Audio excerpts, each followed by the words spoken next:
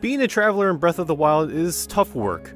The non-stop rain, the constant chores for random people, the never-ending supply of skeleton monsters. There's gotta be a place that you can call your own, right?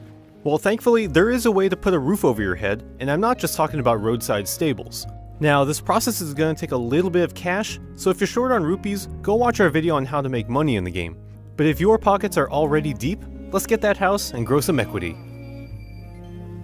The first place you'll want to visit is Hateno Village in the east. There you'll find a group of men working diligently to demolish an old house. But talk to their boss, the Bolson of Bolson Construction, and you can convince him to sell you the house for the low price of 50,000 rupees. Okay, well, you can haggle it down to 3,000 rupees, but you'll also need to bring him 30 bundles of wood as well.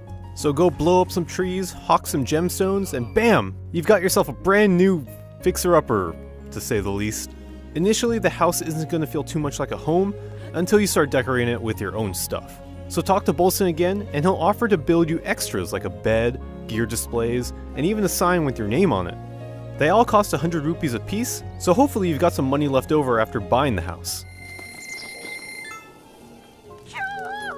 After purchasing every home upgrade and 3 of each of the gear mounts, Bolson finally gives in and decks out your bachelor pad with some sweet furniture.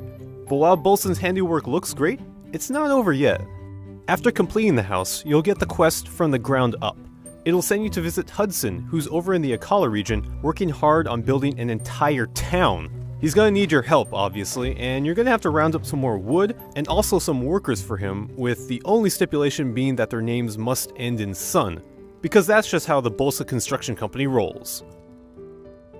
The first guy you need is a strong Goron by the name of Grayson. He's hanging out in the southern mine in the Elden region, so talk to him and he'll be ecstatic to join Hudson's crew.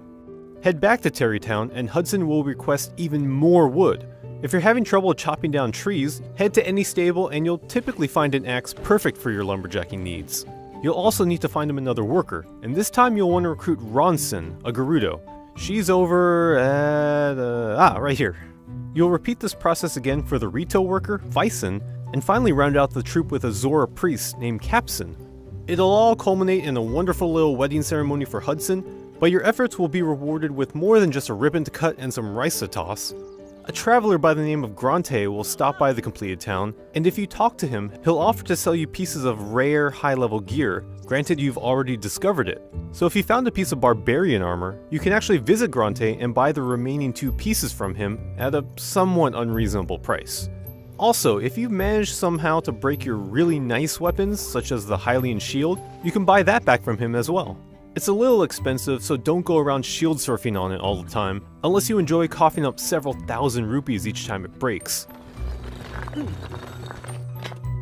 And there you have it. Getting a house in Breath of the Wild is as simple as chopping down a tree, selling some more, and finding a priest to wed the foreman to a Gerudo.